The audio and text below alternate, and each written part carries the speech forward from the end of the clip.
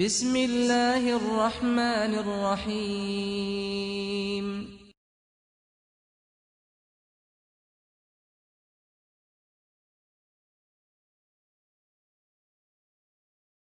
Bismillahirrahmanirrahim. Assalamualaikum warahmatullahi wabarakatuh. Alhamdulillahilladzi 'allama bil qalam, 'allamal insana ma lam ya'lam.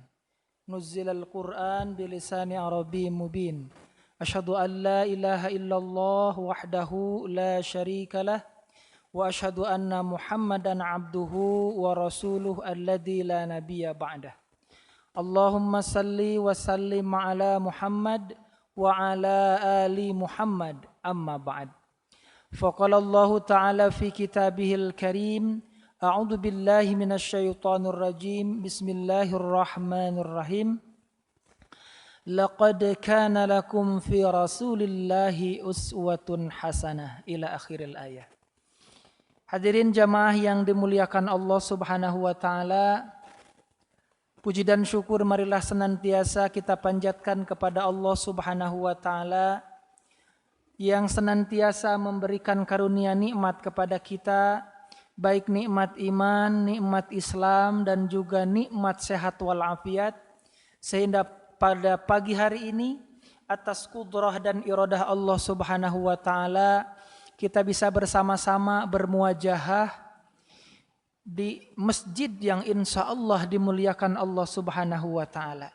Mudah-mudahan mujalasahnya kita di majlis ilmu ini menjadi jalan datangnya rahmat serta ampunan Allah Subhanahu wa ta'ala.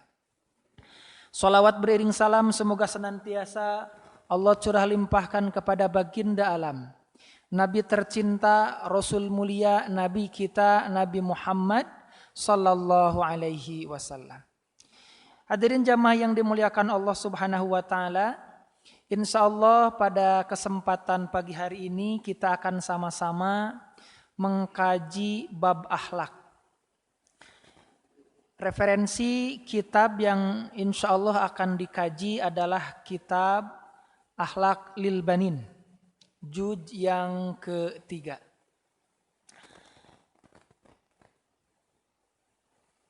Bab pertama di dalam kitab ini membahas tentang adabul masyi, tata krama, atau di kita juga sama sering diterjemahkan dengan kata adab, ya.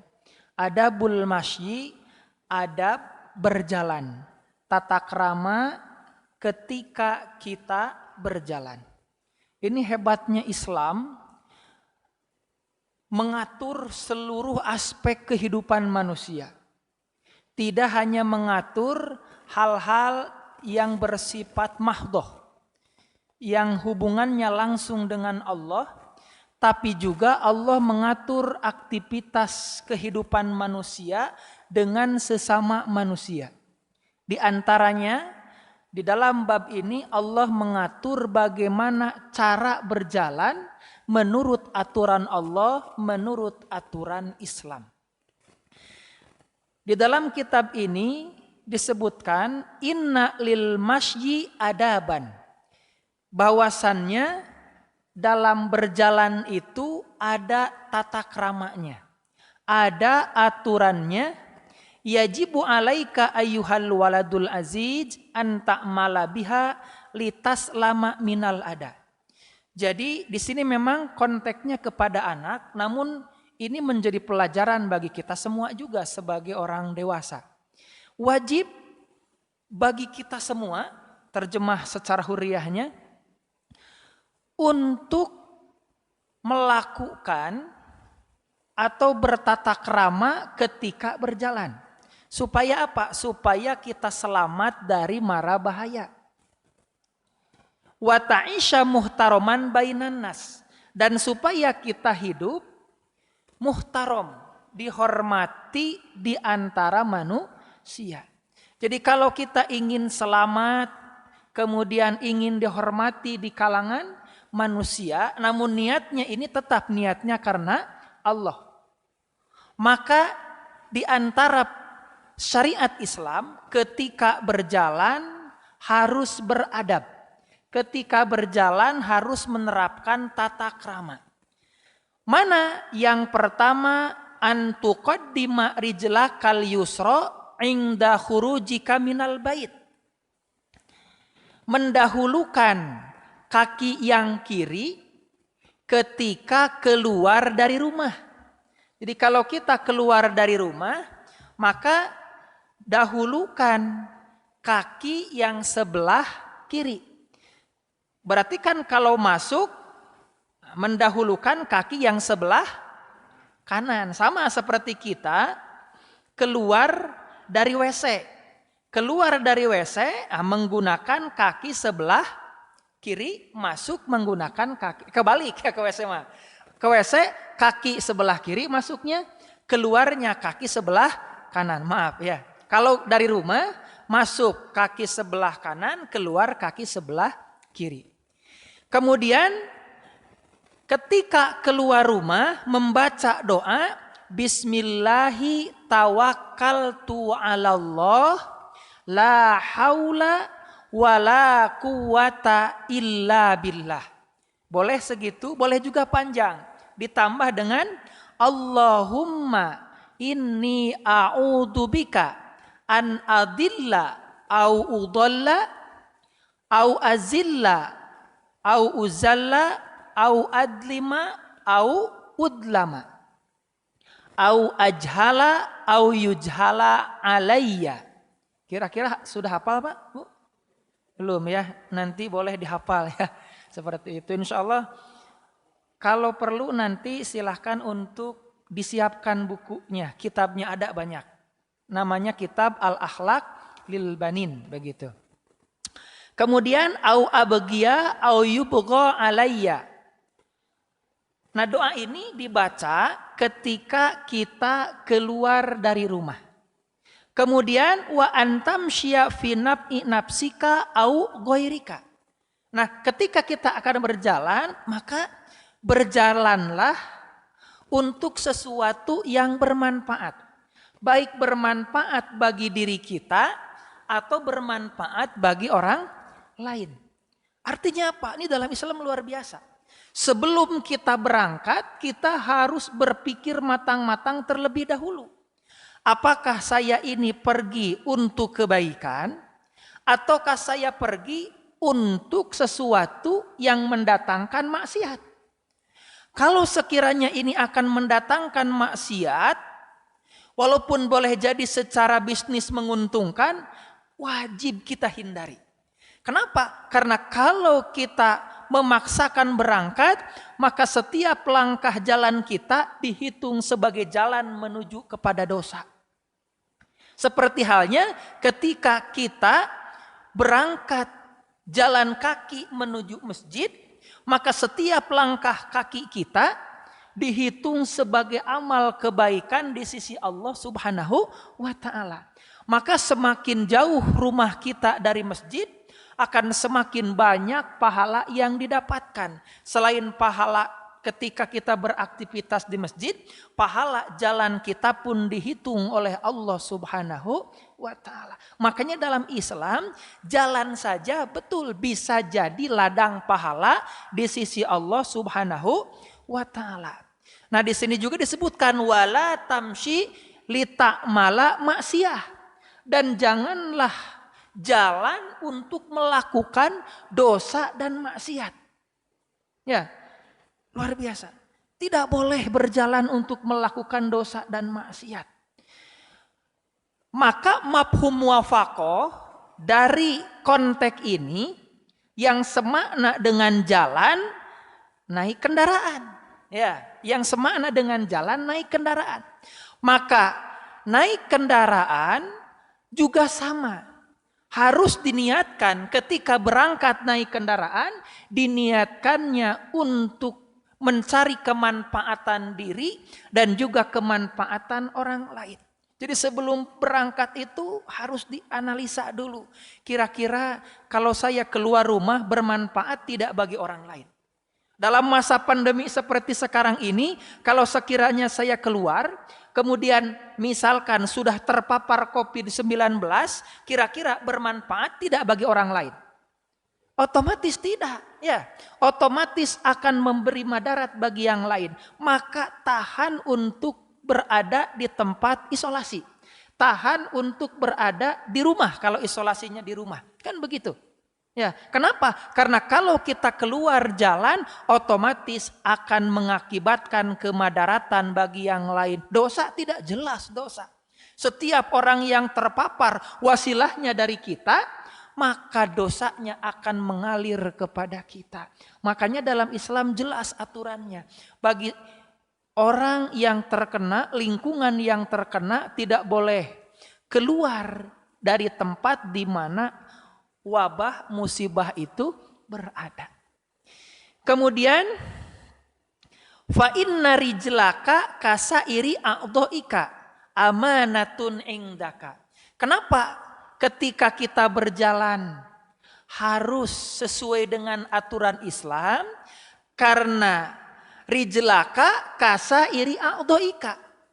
Kakimu itu sebagaimana anggota tubuh yang lainnya adalah amanatun indaka, merupakan amanah titipan dari Allah Subhanahu wa ta'ala. Jadi semua anggota tubuh yang ada pada diri kita ini bukan milik kita. Tidak ada satupun manusia yang memiliki anggota badannya. Mana buktinya? Buktinya kalau Allah berkehendak untuk mengambil salah satunya, ada yang bisa menolak? Tidak. Tidak ada yang bisa menolak. Kenapa? Karena itu membuktikan bahwa anggota badan kita ini adalah milik Allah Subhanahu wa ta'ala. Kalau ini milik Allah, maka harus ditunaikan sesuai dengan keinginan yang memberi amanah, yaitu Allah Subhanahu wa ta'ala. Apa keinginan Allah? Wa ma khalaqtul jinna wal insa illa liya'budun. Dan tidaklah aku ciptakan jin dan manusia illa liya'budun, kecuali untuk beribadah. Maka anggota tubuh kita ini pun harus diarahkan untuk beribadah kepada Allah Subhanahu wa ta'ala, bukan diarahkan kepada jalan kemaksiatan. Kemudian wa satashhadu alaika bi'amalika yaumal qiyamah. Sebab kelak nanti seluruh anggota badan kita, termasuk kaki kita yang digunakan untuk berjalan, akan bersaksi di hadapan Allah. Ketika dunia, oh ya Allah, dulu kaki ini digunakan oleh sepulan ini untuk datang ke bar, untuk datang ke diskotik, untuk datang ke tempat-tempat maksiat, untuk dugem misalkan. Atau dulu ya Allah, ketika di dunia si fulan ini menggunakan kaki ini untuk berjalan ke masjid, melaksanakan ibadah sholat berjamaah, kemudian melaksanakan taklim ba'da sholat. Oh ya Allah, kaki ini digunakan si fulan untuk berjalan ke tempat-tempat yang diridhoi olehmu, datang ke panti asuhan, datang ke tempat-tempat di mana di sana membutuhkan dana untuk bersedekah. Maka insya Allah seluruh anggota badan ini kelak nanti di akhirat akan jadi saksi di hadapan Allah bahwa kita menggunakan anggota tubuh ini untuk kebaikan di jalan Allah Subhanahu wa ta'ala.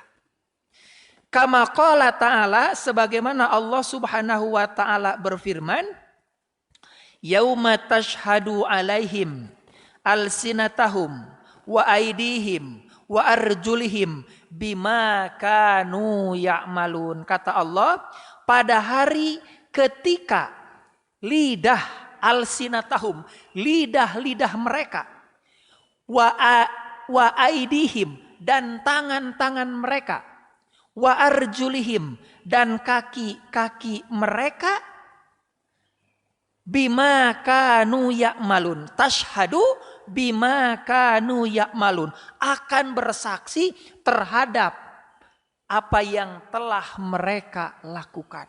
Maka lisan, tangan, kaki akan bersaksi di hadapan Allah. Jadi yang bersaksi itu tidak hanya anggota badan yang lain, tapi juga lisan kita. Dan lisan ini tidak akan sekehendak kita berbicara. Namun lisan ini akan berbicara sesuai kehendak Allah Subhanahu wa ta'ala. Kalau di dunia boleh jadi nafsu kita mampu menguasai lisan kita. Muncul kata-kata yang bohong. Tapi kelak nanti di akhirat lisan ini dikendalikan langsung oleh Allah. Maka dia di dunia juga sama dikendalikan oleh Allah. Namun ada hawa nafsu yang boleh jadi mempengaruhi lisan kita. Tapi kelak nanti di akhirat tidak. Semuanya akan terbuka apa yang sudah kita lakukan ketika di dunia. Makanya di surah Maryam Allah berfirman, udkhulul jannata bima kuntum ta'malun. Masuklah kalian ke dalam surga dengan apa yang telah kalian lakukan. Dan itu akan dipersaksikan oleh seluruh anggota badan kita. Dan anggota badan kita inilah yang akan jadi saksi kelak nanti di akhirat. Masya Allah, tabarakallah. Yang kedua, wa ayyakuna masyaka wasaton. Nah, ketika kita berjalan, maka jalan kita itu harus wasaton. Wasaton itu apa? Wasaton itu la sari'an jiddan wala bati'an jiddan. Tidak terlalu cepat, tidak terlalu pelan. Jadi kalau jalan jangan terlalu cepat, jangan terlalu pelan. Tapi sedang saja. Sama. Ini mafhum muwafaqahnya dengan ketika kita mengendarai kendaraan. Naik motor, naik mobil. Jangan terlalu cepat, karena kalau terlalu cepat jelas berbahaya. Juga jangan terlalu pelan. Di jalan yang sempit. Pelan bawa kendaraan dari belakang. Tidit, tidit. Gitu ya. Jangan. Makanya di jalan tol ditentukan. Paling pelan 60 km per jam ya. 60 km ya. Kemudian paling cepat 80 km. Itu standar. Tidak terlalu pelan, tidak terlalu cepat. Kenapa? Karena terlalu cepat sering kita simak. Baik di media sosial, di televisi. Tidak terkendali, akhirnya terguling atau masuk ke jalur yang lain, apalagi dalam kondisi hujan. Masya Allah. Begitu juga dengan jalan. Kalau jalan terlalu cepat, apalagi di tempat yang ramai, otomatis tabrakan. Atau kalau terlalu pelan, akan mengakibatkan orang lain kesal. Begitu ya. Sebagaimana perintah Allah Ta'ala, kama amarakallahu ta'ala biqaulihi, waqsid fi masyika. Nah, di dalam ayat ini Allah berfirman, dan sederhanakanlah jalanmu. Artinya tidak terlalu cepat, tidak terlalu pelan ketika kita sedang berjalan. Masya Allah, tabarakallah. Kemudian waqala Nabi sallallahu alaihi wasallam, sur'atul masyi tudhibu bihal mu'minun. Sur'atul masyi artinya cepatnya atau terlalu cepatnya berjalan bisa menghilangkan keindahan seorang mukmin. Wa fi riwayatin baha al wajhi. Jadi kecantikan, kegantengan wajah seorang mukmin bisa hilang karena terlalu cepat berjalan. Mohon maaf ini Maya. Bapak dulu sebelum meminang ibu, kalau melihat misalkan ibu jalannya cepat, gak jelas begitu ya.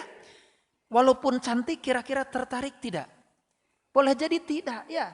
Tidak ada keindahan ketika berjalan. Makanya kenapa para peragawati begitu ya, peragawati, peragawan itu indah terlihatnya karena cara jalannya diatur begitu ya. Pelan, tapi tidak boleh juga lunggak-lenggok begitu ya. Hanya saja jalannya pelan begitu. Dan dengan jalan pelan itu akan lahir kewibawaan. Betul tidak? Jadi kalau jalan gurung-gusuh tepuguh, bahkan dalam keterangan lain ala ajalatu min amalis syaiton. Buru-buru itu termasuk dari perbuatan setan. Gitu ya.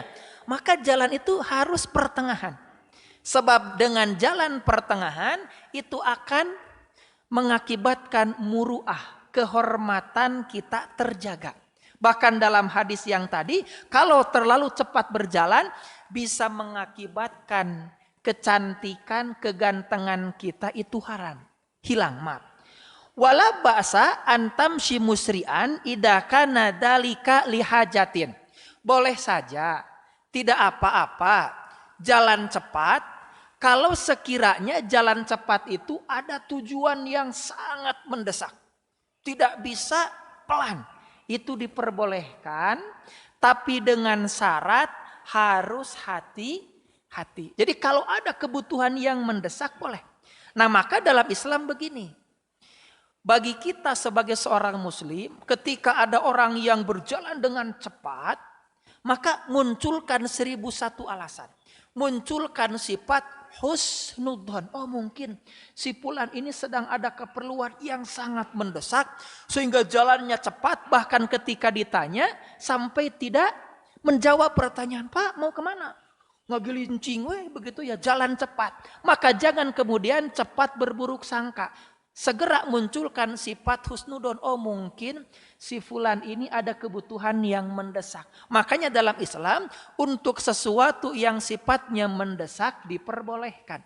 Sesuatu yang sifatnya ada kemadaratan maka diperbolehkan. Pernah saya contohkan dalam beberapa pertemuan. Kita berada di sebuah tempat yang jauh dari mana-mana. Contoh di gurun pasir ketika haji umroh tersesat. Aduh sudah haus, sudah lapar. Tiba-tiba ada yang jualan, tapi jualannya hanya daging babi misalkan. Kan lingkungan itu lingkungan orang-orang yang memang sering mengkonsumsi babi. Misalkan non muslim begitu ya. Maka apakah boleh mengkonsumsi daging babi pada saat kondisi badan sudah tidak berdaya? Kalau tidak makan pada saat itu dimungkinkan wafat secara hukum akal. Maka secara hukum usul fikih boleh mengkonsumsinya hanya sekedar untuk menyambung nyawa saja. Begitu ya, seperti itu. Maka di sini pun kalau ada keperluan yang sifatnya mendesak, maka itu diperbolehkan. Kalau sifatnya mendesak.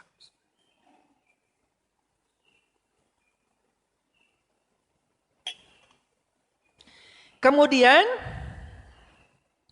Nabi Shallallahu Alaihi Wasallam bersabda, "Sallan Nabiyu Shallallahu Alaihi Wasallam al asra, fa asra'a thumma dakhalal baita, fa faji'an nasu min sur'atihi." Nah, Nabi Shallallahu Alaihi Wasallam buru-buru jalan, ya, ketika beres sholat asar.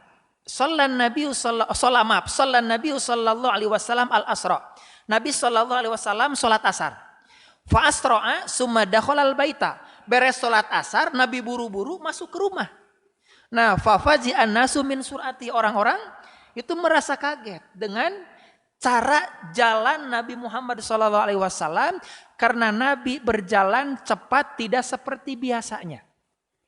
Kemudian Nabi menjawab, faqala dzakartu syai'an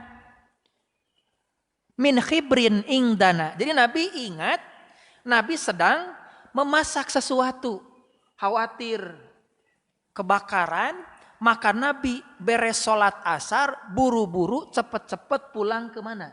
Ke rumah. Misal ibu-ibu tadi sebelum berangkat ke masjid sedang menyalakan kompor, lupa mematikan, ke masjid aja, gitu ya. Pas beres sholat, astagfirullahaladzim, tadi saya sedang masak. Kalau dibiarkan bisa berbahaya, bahkan bisa mengakibatkan kebakaran. Maka beres sholat, ibu langsung pulang dengan gerakan jalan yang cepat. Maka itu tidak apa-apa. Karena Nabi pun melakukan itu ketika kondisinya darurat. Darul mafasid muqaddamun ala jalbil masalih menurut kaidah usul fikihnya. Jadi walaupun memang menurut tadi aturan jalan cepat itu tidak diperbolehkan, tapi karena ada sesuatu yang lebih maslahat kalau kita berjalan cepat, maka berjalan cepat pada kondisi seperti itu diperbolehkan. Tapi ada kasus yang lain. Dalam kasus yang lain boleh jadi hukumnya ini mubah.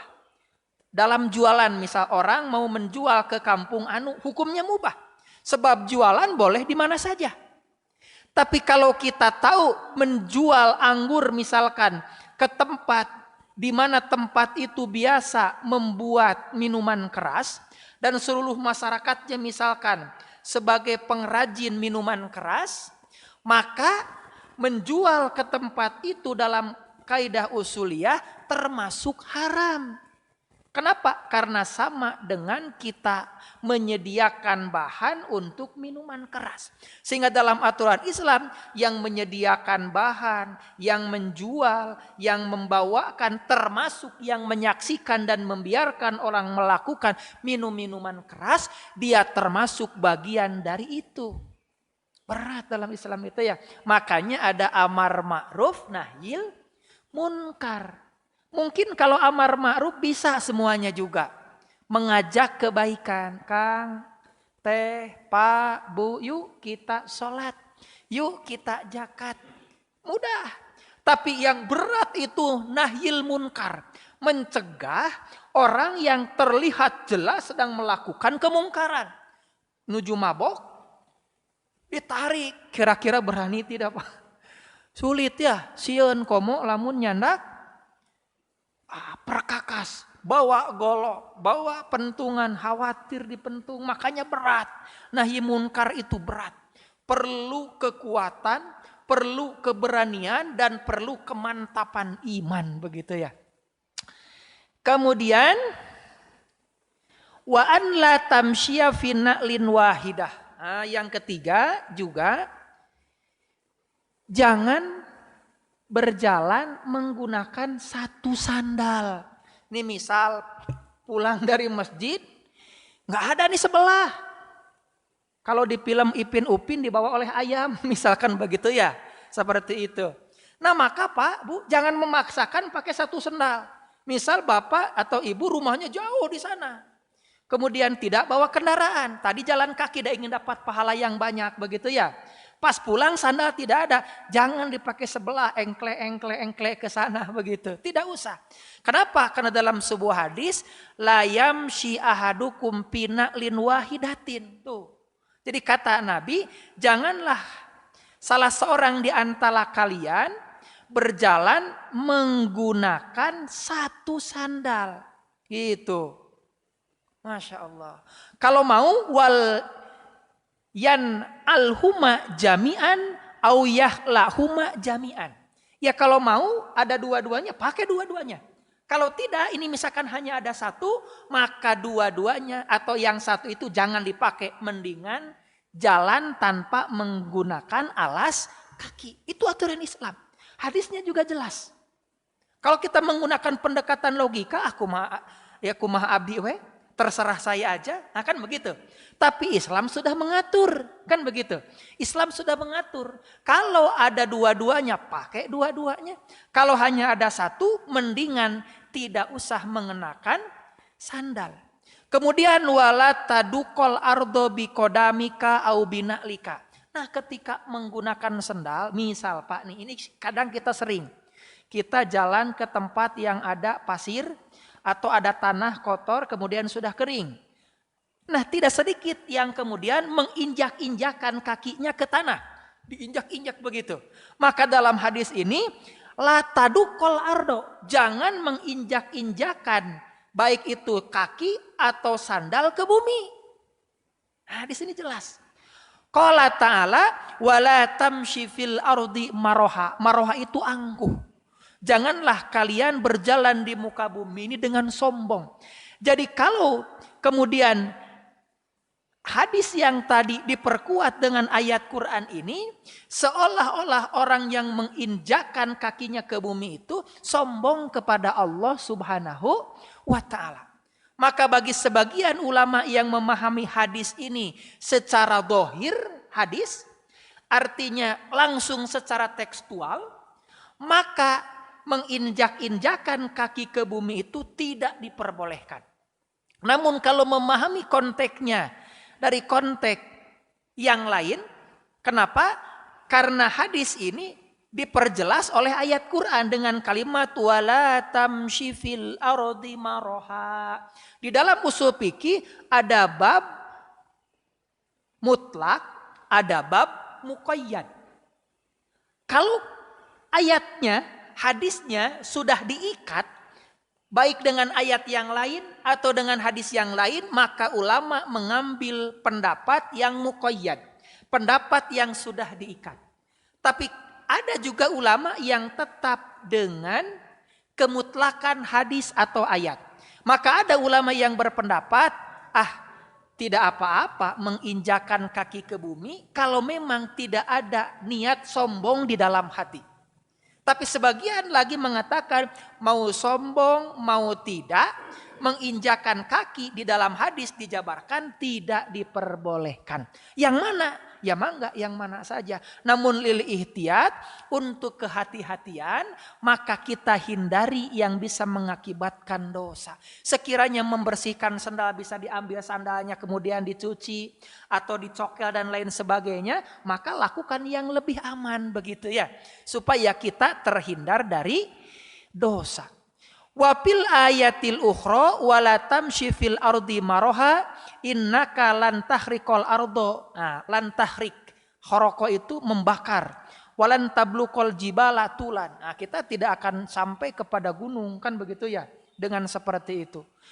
Kemudian kita percepat yang keempat, wa an la tatalaffata biduni hajatin. Nah, yang keempat, jangan menoleh gitu ya tanpa keperluan atau bergerak dengan gerakan yang tidak pantas. Au tataharroka biharokatin ghairi lafitatin. Jangan bergerak dengan gerakan yang tidak pantas. Jadi ketika sedang berjalan tiba-tiba langsung balik sekaligus. Gitu ya. Nah itu dalam Islam tidak diperbolehkan. Kenapa? Karena kalau sedang berjalan secara bersama-sama terutama itu akan mengakibatkan orang lain kaget. Ya, misalkan kita lihat di YouTube ada yang ngeprank, sedang jalan tiba-tiba berhenti secepatnya atau kemudian bergerak secara tiba-tiba. Maka orang-orang akan melakukan hal yang sama dan boleh jadi mengakibatkan orang lain celaka. Kan tidak sedikit yang seperti itu.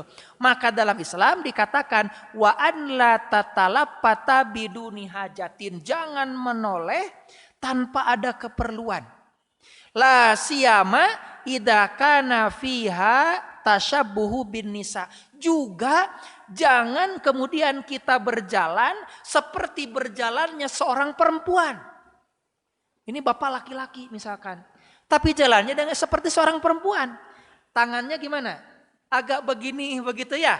Kemudian pantatnya agak sedikit digoyang. Jelas dalam Islam tidak diperbolehkan. Itu namanya tasyabuh, menyerupai. Tapi innalillah ya disebutnya. Di televisi itu dicontohkan oleh al-fannan wal fannana. Oleh para artis gitu ya. Dicontohkan kata-katanya dengan nada-nada tertentu. Cara jalannya dengan gerakan-gerakan persis seperti perempuan yang alay-alay. Padahal dalam Islam la siyama idza kana fiha tasyabuhu bin nisa. Begitu juga tidak diperbolehkan berjalan menyerupai seorang perempuan. Maka Bu, Pak, kalau misalkan punya anak yang ketika dilihat jalannya, kok begini? Latih supaya dia bisa berjalan seperti jalannya laki-laki kalau dia laki-laki. Sebaliknya mafhum mukhalafah dari konteks ini, kalau dia perempuan jangan sampai dia berjalan seperti laki-laki. Maka jalanlah layaknya seperti perempuan tapi jalannya pun normal.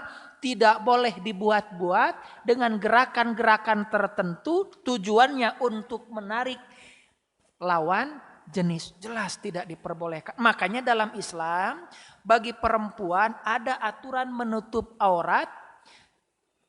Pertama tutup bentuknya. Jadi kalau memilih pakaian, cari pakaian yang kira-kira bentuknya, lekuk tubuhnya tidak terlihat. Utamanya ketika berjalan. Karena ada Bu begini. ini memang pakaiannya pakaian muslimah. Gitu ya, mengenakan baju jubah yang panjang ya, seperti jubah begitu. Tapi ketika berjalan, mohon maaf, bagian belakangnya kelihatan. Maka itu dalam Islam belum dikategorikan menutup aurat. Yang kedua, selain menutup bentuknya, menutup warnanya. Artinya tidak boleh transparan. Buktinya bagaimana? Ibu kalau jalan di belakang cahaya masih terlihat tidak? Sebab ada yang begini, Bu. Menurut kita, karena memang ini warnanya warna putih, warna misalkan yang lain lah begitu ya. Tapi ketika berdiri di cahaya, kelihatan tuh. Kelihatan. Maka itu juga bukan termasuk menutup aurat. Makanya kalau istri saya ketika akan berangkat, suka disuruh untuk berdiri dulu tuh Bu, Pak. Berdiri dulu di depan cahaya. Oh masih kelihatan, ganti. Atau double, pakai 2 pakaian. Ada rok yang pendek dimasukkan, pakai celana lagi. Nah itu tertutup. Supaya terhindar dari maksiat. Sebab zaman sekarang, Masya Allah, tabarakallah, ada orang yang senang melihat perempuan-perempuan berhijab, namun pakaiannya transparan. Dia sengaja dilihatin dari jauh, kemudian nunggu cahaya terlihat. Ada orang yang mohon maaf, tertarik dengan itu. Kemudian keinginan seksualnya menjadi meningkat, ada.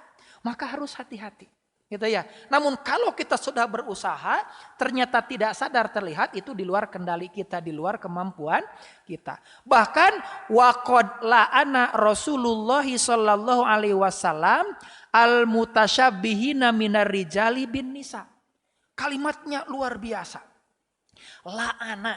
La'ana itu apa? Dilaknat, melaknat. La'ana Rasul. Rasul melaknat. Siapa? Al-mutasyabbihina minar rijal bin nisa. Orang-orang laki-laki yang menyerupai perempuan. Bahasanya la'ana, dilaknat. Tapi ya innalillah, di Indonesia justru ya diperjuangkan dasarnya, alasannya karena hak asasi manusia. Innalillahi, kan begitu ya. Padahal dalam Islam bahkan Rasul la'ana, kata Rasul. Wa alla tata'ammadan nadhara fin nawafidi wal abwabi. Dan Pak, Bu, jangan lama-lama melihat jendela dan pintu. Gitu ya. Tapi pintu orang lain. Kenapa? Khawatir di dalamnya ada orang yang mohon maaf membuka aurat, atau misalkan ada orang yang membuka pintu, ternyata kemudian menyimpan sesuatu secara sepintas, auratnya terbuka. Jangan. Jadi kalau lewat, ketika tidak ada keperluan, tidak usah lama-lama melihat pintu jendela orang lain. Intinya apa? Intinya Masya Allah, Islam selain menjaga aktivitas fisik yang dohir, gitu ya, juga menjaga aktivitas yang batin. Karena melalui penglihatan ini akan muncul berbagai masalah. Kalau misalkan kita belum bisa menjaga sifat hasud, misalkan suka muncul rasa hasud, suka muncul rasa iri kepada yang lain, jaga pandangan kita. Karena itu akan membahayakan. Hadirin jamaah yang dimuliakan Allah Subhanahu wa taala. Yang kelima, wa idza ra'aita jama'atan yatakhasomuna faminal adabi antus liha bainahum. Nah, yang kelima, apabila engkau melihat sekelompok orang saling yatakhosomun itu bertengkar gitu ya, saling bertengkar, faminal adabi, maka di antara adabnya dalam Islam antus liha bainahum. Kita harus mengislahkan, mendamaikan di antara orang yang berselisih. Nah ini yang hari ini hilang dalam diri umat Islam. Ketika ada orang yang sedang bertikai, dibiarkan. Ada itu mah orang lain. Jangan. Dalam Islam kita ini antara satu dengan yang lain saudara. Maka dalam hadis Allah Subhanahu wa taala berfirman, innamal mu'minuna ikhwatun fa aslihu baina akhwaikum. Sesungguhnya mukmin itu bersaudara. Maka fa aslihu baina akhwaikum. Kata Allah, ya kita harus saling mendamaikan di antara saudara kalian. Jadi kalau ada saudara kita yang sedang bertikai, jangan malah dikompori. Jangan malah kemudian dibiarkan. Tapi kita harus tampil menjadi orang yang mendamaikan di antara keduanya. Kemudian, ala ukhbirukum bi afdala min darajatis siyami was salati was sadaqah. Qalu bala qala islahu datal bain. Tuh kata Nabi. Nabi ingin menyampaikan derajat yang paling afdol daripada saum, salat dan sedekah. Jadi ada amalan yang pahalanya lebih afdol daripada puasa, daripada salat, daripada sedekah. Apa? Islahu datal bain. Intinya mengislahkan, mendamaikan di antara sesama umat manusia. Apalagi antar sesama umat Islam. Begitu. Ya, jadi artinya ketika kita berjalan, kemudian kita melihat, ini adabnya. Melihat ada orang yang sedang bertikai, maka jangan kita biarkan orang itu. Kalau perlu, bukan kalau perlu, harus dalam Islam, harus diusahakan melalui kita, orang yang sedang bertikai itu bisa damai. Masya Allah, tabarakallah. Maka intinya seperti yang tadi disampaikan di atas, bahwa ketika kita keluar, niatkan keluar kita untuk taat kepada Allah. Maka kalau niat kita taat kepada Allah, ada sesuatu yang menjadi jalan taat, kita akan lakukan. Kita jalan keluar, lihat ada sampah, ada duri, ada kotoran yang bisa mengakibatkan orang menjadi celaka, ambil. Maka insya Allah itu jalan ibadah. Sebab mengambil sesuatu, walaupun mungkin itu sepele, itu menjadi tanda keimanan seseorang di hadapan Allah Subhanahu wa ta'ala. Nah inilah di antara adab ketika berjalan yang diatur di dalam Islam. Mudah-mudahan kita semua oleh Allah Subhanahu wa ta'ala senantiasa dibimbing dalam beraktivitas dari berbagai hal. Dan mudah-mudahan juga kita semua oleh Allah Subhanahu wa ta'ala dibimbing untuk selalu taat, untuk selalu melakukan apa yang diperintahkan oleh Allah Subhanahu wa ta'ala, termasuk dalam hal ini mampu berjalan sesuai dengan tuntunan syariat Islam. Itu saja kiranya yang bisa saya sampaikan pada pagi hari ini. Mudah-mudahan ada manfaat yang didapat, yang benarnya dari Allah Subhanahu wa ta'ala, salahnya murni dari kesalahan saya pribadi. Usikum wa nafsi bitaqwallah, billahi taufiq wal hidayah wa ridha wal inayah. Wassalamualaikum warahmatullahi wabarakatuh.